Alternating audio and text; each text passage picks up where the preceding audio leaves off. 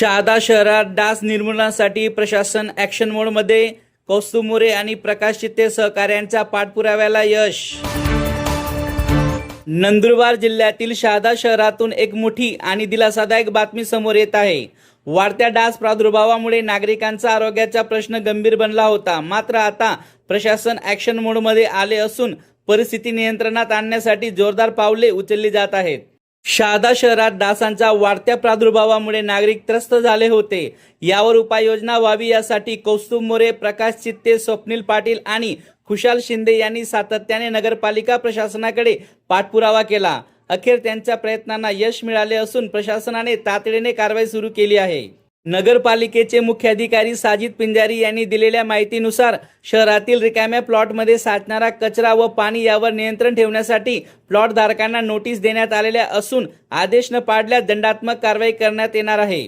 तसेच शहरातील गटार आणि सांडपाणी व्यवस्थेची सफाई युद्ध पातळीवर सुरू असून जंतुनाशक फवारणी, डस्टिंग पावडरचा वापर करण्यात येत आहे.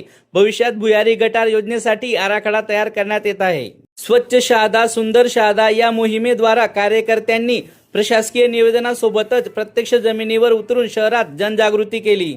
नागरिकांमध्ये जनजागृती करत प्रशासन आणि जनतेत समन्वय साधला आहे.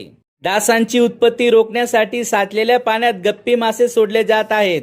शौचालयाच्या गॅस पाईपवर मच्छर प्रतिबंधक नेटलॉन जाळी बसवण्याबाबत जाहीर आवाहन करण्यात आले आहे. कौस्तुभ मोरे, प्रकाश चित्ते व सहकाऱ्यांच्या सातत्यपूर्ण पाठपुराव्यामुळे शहादा शहरात आरोग्यविषयक कामांना वेग आला आहे.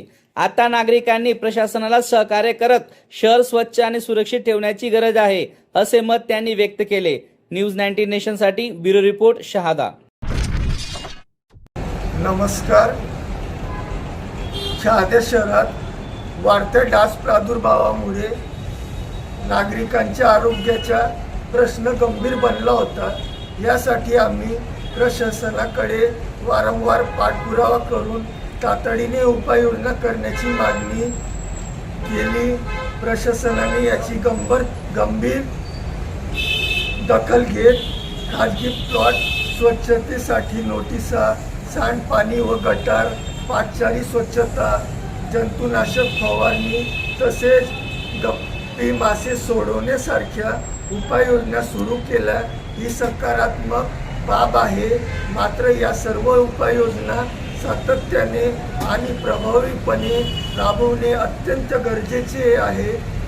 स्वच्छ शहादा सुंदर शहादा या मोहिमेत नागरिकांनीही पुढाकार घेऊन सहकार्य करावे असे आव्हान आम्ही करतो.